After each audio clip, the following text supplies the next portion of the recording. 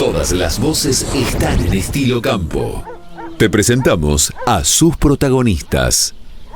Bueno, como siempre tiene la amabilidad de atendernos el señor Aldo Abraham. Él es economista, director de la Fundación Libertad y Progreso. Le damos la bienvenida. Aldo, ¿cómo le va? Buen día. Buen día, un gusto estar charlando con ustedes. Bueno, el gusto es nuestro, Aldo. Previo a la pandemia, a esto del COVID-19, Argentina ya estaba en una situación bastante comprometida. Toda esta paralización de la economía parece que se agravó aún más. Ustedes proponían, digamos, ustedes digo porque lo escuché de ustedes, 10 medidas para salvar la economía. ¿Hay manera de salvar la economía, Aldo? Esa es la pregunta. A ver, una cosa que hay que entender, y vamos a usar una analogía ahora que somos todos expertos, viste, en coronavirus, vamos a usar una analogía con un enfermo, alguien que se contagia de coronavirus.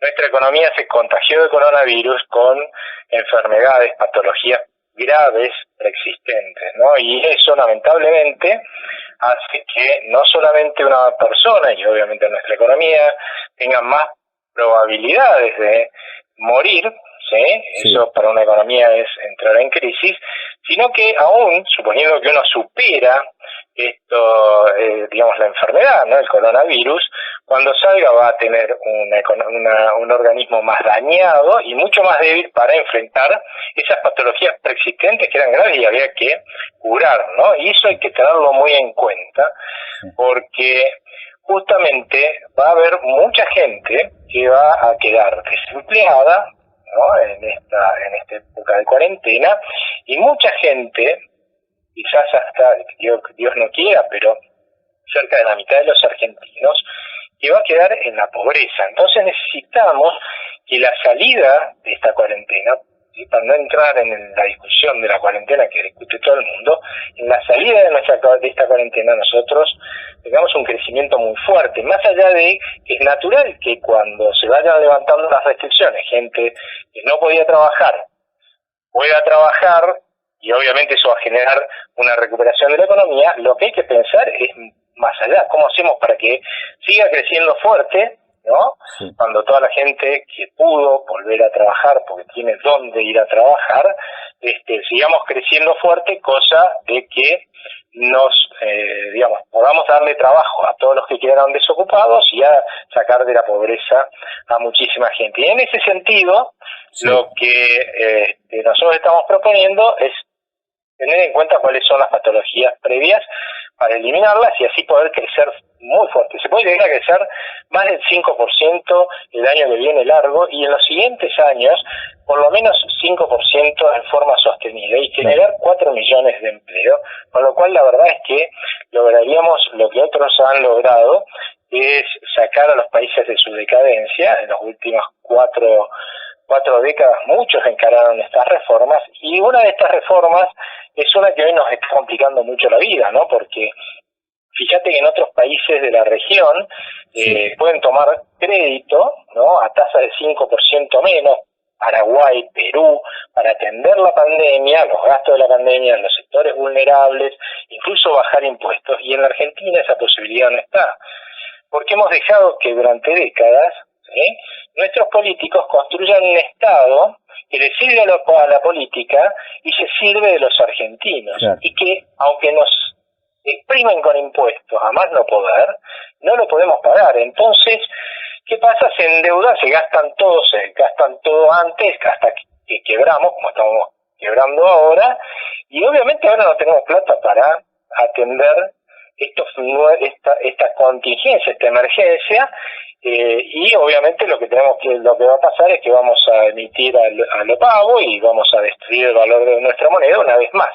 Entonces, claramente ahí tenemos un problema. Tenemos un problema por un lado porque esto tenemos que resolverlo porque nadie sabe qué otras contingencias puede haber en el futuro, y otro porque no podemos seguir pensando que alguien va a invertir en la Argentina, ya sea argentino o extranjero, para que lo expriman como naranja. No. Nadie. Entonces, y necesitamos crecer. Entonces, lo que tenemos primero que hacer es reformar a nuestro Estado para que le sirva a los argentinos y además lo podamos pagar con impuestos razonables. Y con esa perspectiva va a haber mucha gente que va a estar interesada en venir a invertir, por la Argentina es una fuente, podría ser una fuente espectacular de negocios para muchísima gente, pero no si los vamos a exprimir como naranja, ¿no es cierto? Sí. Y en ese sentido, nosotros lo que tenemos como propuesta, se puede hacer mañana, y no ahora, no, en medio de la pandemia no lo vamos a hacer, pero se puede hacer una vez superada la cuarentena, porque algunos van a decir, bueno, reformar el Estado es echar 1 millón de personas a la calle. Eso es mentira, eso lo dice la gente que quiere preservar un Estado del que está parasitando, claro, ¿sí? Y del cual está viviendo, un Estado gigantesco, y lo que porque existe la ley de empleo público, y o sea, están las normas incluso para hacerlo sin que eso suceda. ¿Cómo se hace? Bueno, determinamos cómo tiene que ser el Estado que le sirva a la gente. Sí. Obviamente va a quedar un montón de gente sin cargo, empleados públicos se van a quedar sin cargo, porque esos empleados públicos resulta que no tenían no hacían algo útil dentro del Estado para la sociedad. También van a quedar un montón de personas sin cargo porque les inventaron un sellito que nos complicaba la vida a todos los ciudadanos, ¿sí? Para que tuviera un escritorio. Ese señor también se va a quedar sin un cargo. Pero la ley de empleo público lo que dispone que vos podés poner en disponibilidad a esa gente que se quedó sin cargo, lo cual implica que la dejás en su casa, ¿sí? Y le seguís pagando el sueldo, la entrenás durante ese periodo y además establecés subsidios para que lo puedan tomar desde el sector privado productivo. Claro. ¿No? Con lo cual, evidentemente, nunca se quedó nadie sin un ingreso. Ahora, tenés que hacer esto. Obviamente después tenés que hacer una reforma tributaria que le prometa y que además va a ser creíble porque estás haciendo esta reforma del Estado, ¿no? Que vas a bajar los impuestos a futuro. Pero al mismo tiempo es muy importante hacer una reforma laboral. ¿Por qué? Porque vamos a necesitar darle empleo a esta gente, ¿sí? Que estamos hablando que no hacía nada útil adentro del Estado, y vamos a tener que dar empleo a todos los que se quedaron, lamentablemente, y se van a quedar sin empleo durante esta cuarentena. Sí. Tenemos que darle empleo a la gente joven que va a ingresar en el mercado laboral y a muchísimos que hoy reciben un plan asistencial y que deberían estar ganándose dignamente la vida con un empleo productivo y no lo tienen, ¿no? Acá tenemos, yo creo, una cosa que es insólita, que vos escuchás a dos políticos discutir, dos políticos de partidos distintos, que estuvieron en el gobierno, y se pelean a ver cuál generó más planes asistenciales, cuál generó más pobres, ¿no? Sí. No, acá hay que darle trabajo productivo a la gente, y no lo vamos a poder hacer con nuestra legislación laboral actual. Porque si vos tomás los últimos 20 años de la Argentina, y con el dedo así marcás cualquiera, así cerrando los ojos, lo que vas a ver es que más del 40% y probablemente más del 50% de los argentinos o estaba desempleado, o tenía un empleo informal, o tenía un seguro de desocupación disfrazado de ñoqui del Estado o de plan asistencial.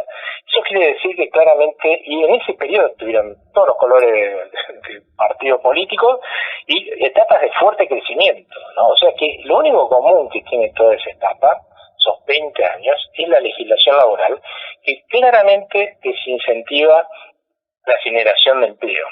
Sí. Y te doy un pequeño ejemplito de por qué hay que hacerlo. En Portugal, se habla de mi lado portugués, en realidad es que se pusieron a hacer las cosas, lamentablemente no las hicieron bien, y eso también hay que aprender, no solamente que se arremangaron y hicieron las cosas, pero hicieron una reforma del Estado muy dura, pero no reformaron su legislación laboral, que era casi tan arcaica, ya que dije casi, tan arcaica, sí, y tan mala como la nuestra, y en 2 años tenían 17% de desempleo. Claro. Entonces se dieron cuenta y dijeron, bueno, hagamos la reforma laboral. Hicieron una reforma laboral y en 3 o 4 años ya tenían menos de 10% de desempleo de vuelta, ¿no? O sea, claramente todas estas reformas hay que hacerlas juntas porque hay que generar mucho empleo hacia el futuro en la Argentina. ¿Deberíamos o se podría apoyar, por ejemplo, en el campo la Argentina? Digamos, la recuperación podría venir de mano del campo. Sin lugar a dudas, es el sector más eficiente, el que puede claramente traccionar como gran motor a nuestra economía. Es cierto esto de vaca muerta, nosotros lo que pasa es que siempre estamos buscando un milagro que nos salve, entonces ahora apareció una vaca muerta que parece que es el milagro que nos va a sacar adelante. La verdad es que mientras sigamos con este tipo de políticas económicas que estamos teniendo, hoy en vaca muerta va a seguir muerta, no importa lo que valga el petróleo en el mundo, ¿sí? Porque de hecho estas estrategias ya se aplicaron en la época del kirchnerismo y el petróleo estaba a $130 el barril y la vaca muerta seguía muerta ahí, ¿no? Sí. Entonces, evidentemente, hoy el motor real que tenemos, el que sabemos que funciona, sin lugar a dudas es el campo, pero no solamente para reactivar la economía, sino para hacer más justo el país. Claro. ¿Y por qué te digo esto? Porque acá hay una tendencia a saquear a los señores que son miles de chacareros y gente que vive del campo, saquearlos, ¿no es cierto?, para tirar la plata en las ciudades, en las villas que están alrededor de las ciudades, lo cual es un absurdo porque obviamente, ¿qué es lo que pasa cuando un señor que vive de su campo gana plata? La gasta cerca en el pueblo. Se genera empleo en todo el país el campo, ¿sí? Con lo cual la gente se puede quedar a vivir en su pueblo o en su ciudad, ¿no es cierto?, porque hay empleo. Pero nosotros lo que hacemos es saqueamos el campo, se puede gastar menos en esas ciudades de empleo y pueblos, y obviamente la gente se va porque no tiene dónde trabajar. ¿Y a dónde se va? A las ciudades. O sea, seguimos acumulando pobres que viven, la verdad, indignamente en algunos barrios marginales, cuando podrían estar viviendo muchísimo mejor en los pueblos y en las ciudades que estaban viviendo el campo, ¿no? De lo que produce el campo, porque se gasta y se genera empleo en esas ciudades, ¿no? El gobierno aparentemente como que se cobijó solamente en tratar, o sea, se focalizó, así se dice, en solamente tratar la salud. ¿No hubiese sido un poco más coherente salud y economía? Porque me parece que se nos va a armar un problema, ¿no?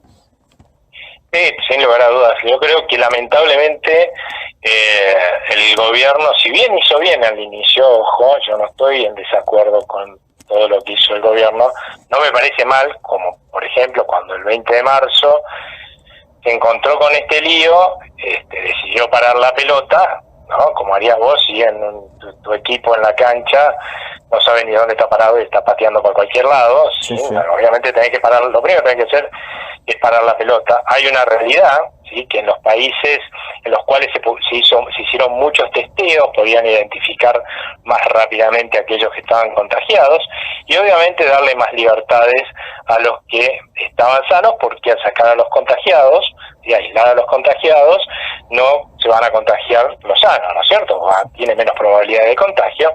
Obviamente, como acá faltó previsión y faltó plata, es una realidad, porque somos un país quebrado, no podemos testear, con lo cual no sabemos quién está enfermo, y entonces ¿qué tenés que hacer? Aislar a los sanos. Sí. Lamentablemente eso es lo que tendió a pasar y tendió a regir las decisiones del gobierno, olvidándose que la gente también se muere de pobre, ¿no? Y se muere de depresión porque perdió su trabajo, tuvo que cerrar su negocio de toda la vida, de ese que estaba tan orgulloso, o que se muere, por ejemplo, porque no se atiende de otras enfermedades que también son graves. Por ejemplo, el otro día una asociación de cardiólogos estimó que este año se van a morir entre 6.000 y 9.000 personas más de las que se hubieran tenido que morir, por no tratarse de infartos, ¿no es cierto? Por no tratarse a tiempo. Entonces, la verdad es que uno tiene que medir muchas cosas, pero ¿qué es lo que pasó? Los infectólogos fueron, seguramente le dijeron, mira, se van a morir un montón de gente en la Argentina por el coronavirus.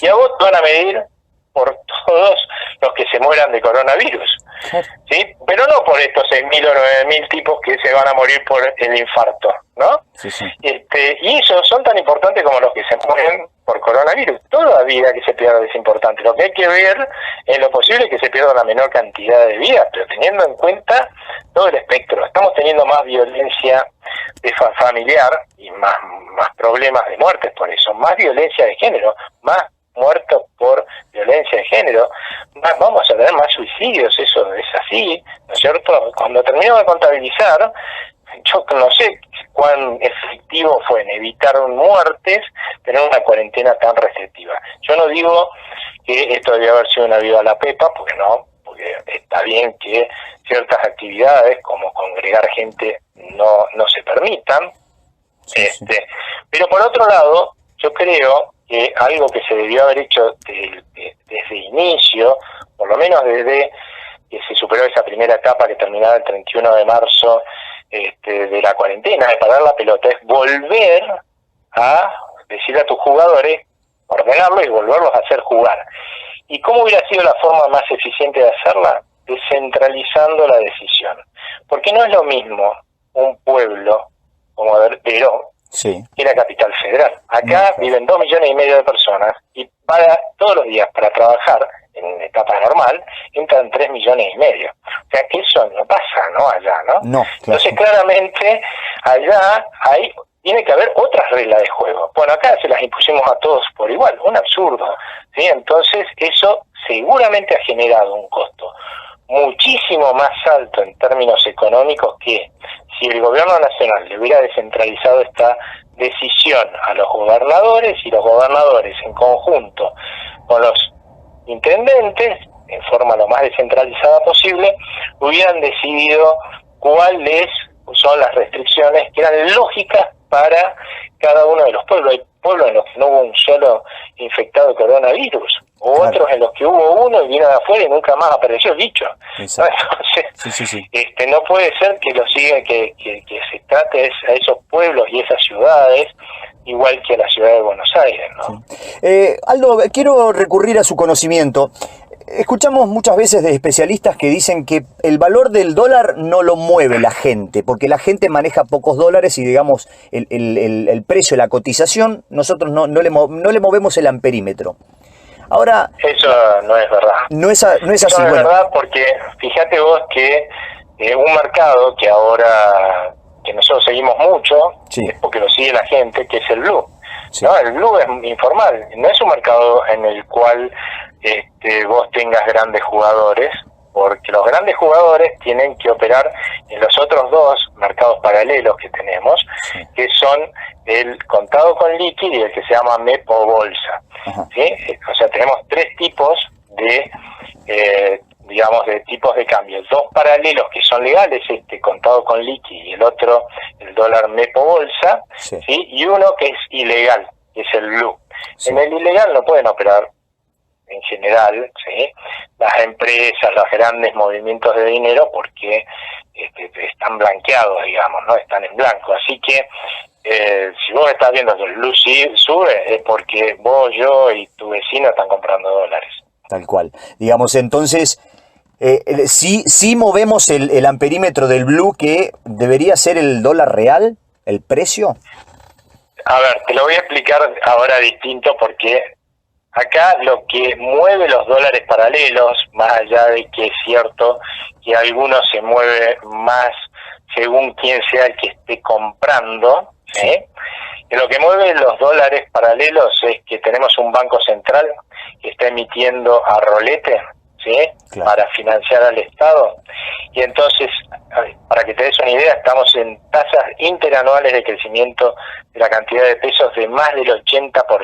O sea, están inundando de pesos el mercado en este momento del Banco Central. Pesos que si bien es cierto que al principio de la cuarentena, porque la gente tenía mucho miedo de que no hubiera efectivo, y nosotros usamos mucho efectivo, y no hubiera suficiente efectivo porque cerraban los bancos y no sabía si los cajeros iban a estar bien provistos, la gente demandó muchos pesos. Entonces vos ves, por ejemplo, que al principio de la cuarentena, si bien el peso se depreciaba, solamente eso lo veías porque el Banco Central estaba emitiendo mucho, ¿no?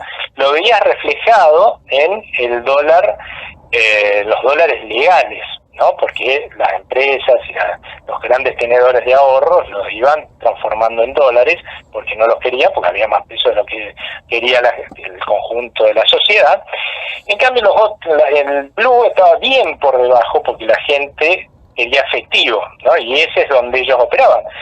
Y además el peso se depreciaba un poquito porque había una gran demanda de la gente de ese efectivo. Ahora, cuando empezaron a ver que vos marcaba ahí, apretaba botoncitos y salía la plata del cajero y que después te abren los bancos, la gente empezó a demandar los pesos que quería. ¿Y qué es lo que viste vos? El peso se empezó a depreciar un montón.